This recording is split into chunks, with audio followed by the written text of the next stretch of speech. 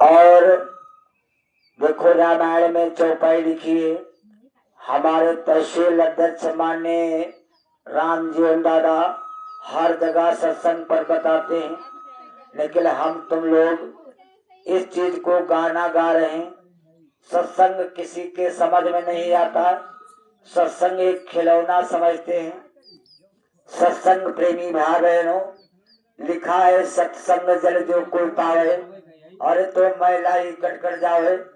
सत्संग मतलब होता है प्रेमी भाई बहनों, गु माने अंधकार, गु माने अंधकार, रू माने प्रकाश। प्रेमी भाई बहनों, अगर सतगुरु के दर्शन हो जाए, ऐ प्रेमी भाई बहनों, हम और तुम बराबर लगातार नित्य प्रतिदिन सत्संग करते रहते हैं, लेकिन जरा विचार करना, हमारा तुम्हारा मन और भाव बदल गया। आए प्रेमी भाई बहनों, मन और भाव नहीं बदला। जैसे हम पहले थे और वैसे आज भी है। और प्रेमी भाई बहनों, मैंने देखा 20-20 साल 30-30 साल के नामदानी हो गए, और जैसे वो आग के गोले पहले उगलते थे, आज भी वैसे आग के गोले उगल रहे। ऐ प्रेमी भाई बहनों, ऐसे सत्संगी बनने से क्या लाभ। ऐ प्रेमी भाई बहनों, शब्द लिखा है, बाणी ऐसी बोली कि मन का आपा खोए, अरे औरन को शीतल करे कि आप शीतल हो। ऐ प्रेमी भाई बहनों, ऐसा हमको तुमको शब्द बोलना चाहिए, लेकिन हम तुम सत्संगी हो करके और फिर भी वही बात, वही कौआ ऐसी बाणी प्रेमी भाई बहनों यानी बराबर बोलते रहते हैं। सत्संग में जब बजाया जाता है प्रेमी भाई बहनों, तो देखो कौआ बन करके बैठा जाता है। अरे जब कौआ बन करके बैठोगे, अरे क्या कुछ मिलेगा। अरे कभी ना कुछ मिला है और ना कभी किसी को मिलेगा। अरे जब सत्संग सुनने जाओ तो प्रेमी भाई बहनों हंस बन करके बैठो। जब हंस बन करके बैठोगे, अरे सत्संग तब मिलेगा गुरु महाराज का। अरे प्रेमी भाई बहनों, आप लोगों से विनती प्रार्थना है, बाबा जय गुरुदेव जी महाराज के शब्द हैं, जरा विचार कर लेना। ये जो संत महात्मा जिनकी आप फोटो देख रहे हो, यही बाबा जय गुरुदेव जी महाराज एक संदेशा सुनाते थे। जरा विचार कर लेना, वृक्ष कबहु नहीं फल बके, नदी न संचय नीर, अरे परमारथ के कारणे, अरे साधु धरा शरीर। प्रेमी भाई बहनों, संत महात्मा इस धरा भूमि पर आए हैं हमको तुमको बचाने और बताने के लिए। अब हम तुम नहीं मान रहे हैं, अरे यही जहाँ बैठ जाओ। अरे प्रेमी भाई बहनों, सत्संग का मतलब क्या होता। अरे प्रेमी भाई बहनों, सत्संग में बैठते हैं लोग, लेकिन फिर भी उनका मन मारा मारा रहता है। जरा विचार कर लेना। अरे प्रेमी भाई बहनों, ये सही और सच्ची बात है। अरे बैठे तो सत्संग में है, आ तो गए सत्संग में, लेकिन उनका मन खेत में लगा है, अरे उनका मन मकान में लगा है। जरा विचार कर लेना। अरे जब मन मारा मारा घूमेगा, अरे तो जरा विचार कर लेना, क्या गुरु महाराज की दया हो जाएगी। सत्संग दिन रात सुनो, बराबर सदरी धारण करो, बराबर सत्संग करते रहो। अरे ना कुछ मिला है, अरे ना कुछ मिलेगा। जरा विचार करना। जब तक गुरु महाराज कहते थे प्रेमी भाई बहनों, ये भाव होता है, एक मन होता है। जरा विचार कर लेना, एक भाव कैसा होता है। ऐ प्रेमी भाई बहनों, एक भाव समझिएगा। बोलो जय गुरुदेव। अब देखो एक भाव हम बता रहे हैं, हम कोई वक्ता नहीं, अरे हम कोई पंडित नहीं है, हम कोई ज्ञानी नहीं है, हम आप सबके चरणों की धूल है। अब जरा भाव को समझिएगा। अरे एक किसान था प्रेमी भाई बहनों, वो छोटा था और छोटा यानी गरीब क्वालिटी का था। एक जगह पंडित जी अरे कथा सुना रहे थे, कथा सुना रहे थे और कथा सुना रहे थे और पूजा कर रहे थे। आए प्रेमी भाई बहनों, पूजा कर रहे थे पंडित जी के घर। देखो प्रेमी भाई बहनों, जरा विचार कर लेना। आज वो पंडित जी अपने घर में इतना बड़ा का एक पत्थर रखे हुए और देखो पूजा कर रहे थे और आरती कर रहे थे। आरती क्या कर रहे थे, ओम जय जगदीश हरे, ओम जय जगदीश हरे। प्रेमी भाई बहनों, अब वो जो गरीब किसान था उसका नाम था धन्ना। उसका नाम था धन्ना। वो जो धन्ना था तो उसी जगह होके निकला और कहा है धन्ना वो गरीब था, लेकिन उन्होंने देखा पंडित को पूजा करते हुए तो कहा पंडित जी ये तुम क्या कर रहे हो? तो कहा हम भगवान की पूजा कर रहे हैं। तो कहा इन भगवान से कुछ मिलेगा?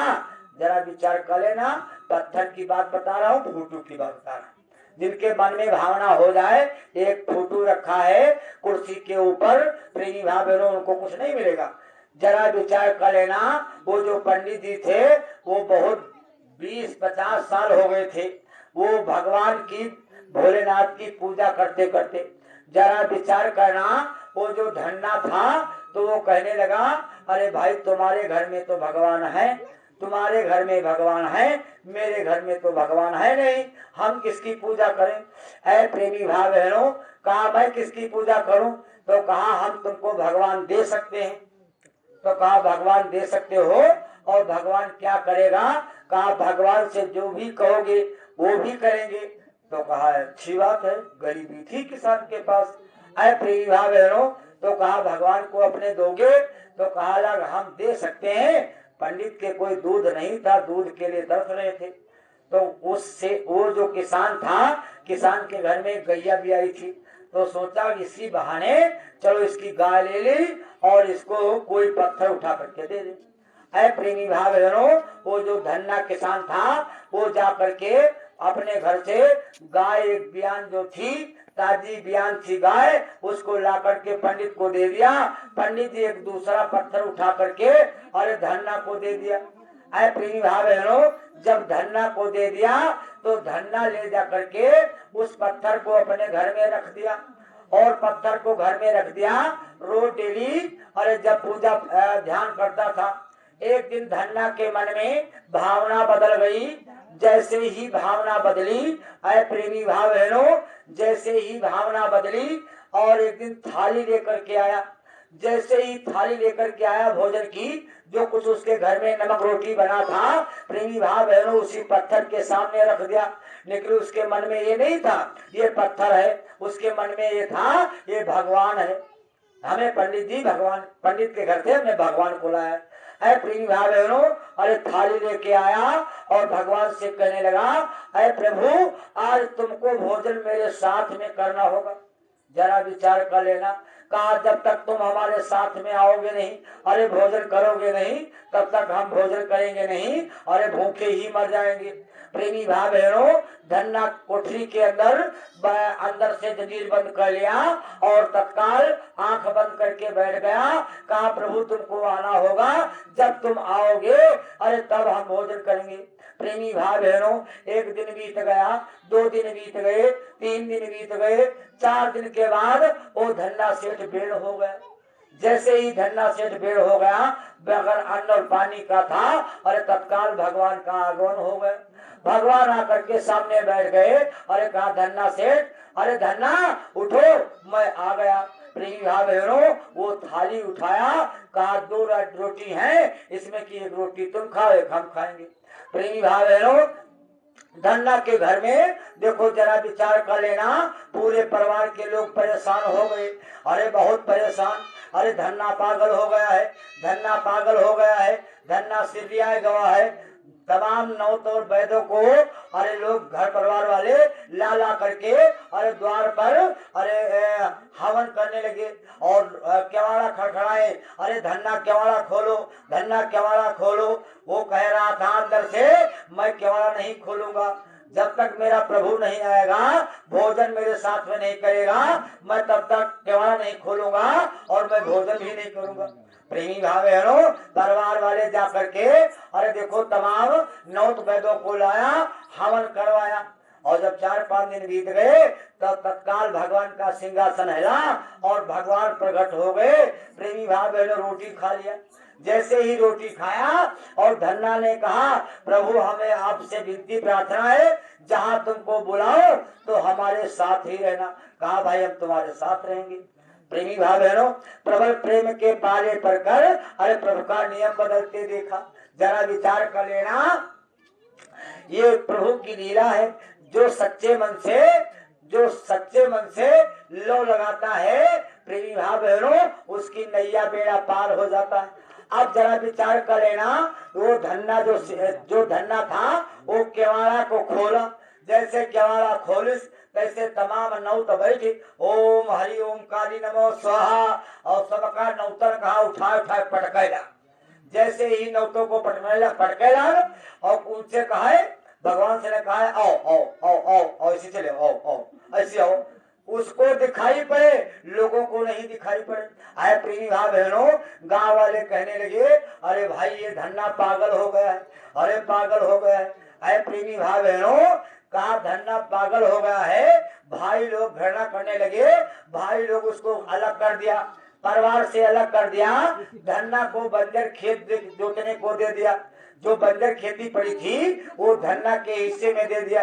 अरे प्रेमी भाई बहनों, और धन्ना को जरा विचार कर लेना, बूढ़े बैल दे दिया। जैसे ही बूढ़े बैल दे दिया तो धन्ना के बैलों के चारे में परिवार वाले और जो लोग दुश्मन थे वो लोग जाकर के जहर दे दिया। एक धन्ना का बैल मर गया। जैसे धन्ना का एक बैल मरा, प्रेमी भाई बहनों जरा विचार कर लेना, धन्ना जो था वो अकेला बैल लेकर के खेत में गया और ठाकुर जी से कहा, उस प्रभु से कहा, प्रभु एक बैल हमारा मर गया है, अब एक बैल और को बचे। भगवान तत्काल आ गए, एक और बैल बचा, एक और प्रभु बचे हुए और हल को जोत रहा था। प्रेमी भाई बहनों, दया प्रभु की हो गई, तमाम खेत तरह तरह व्यवस्था हो गई। अरे वो एक बाल्टी ढेकी ढालता था, अरे हजारों ढेकिया पानी आ जाता था।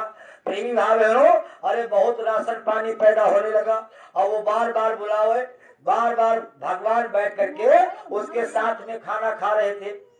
एक दिन हुआ क्या, जब गांव वाले बहुत परेशान हो गए तो जा करके विचार लगाया, ये जो पंडित है गांव के पश्चिम से, ये हमारे धन्ना को बेकार कर दिया।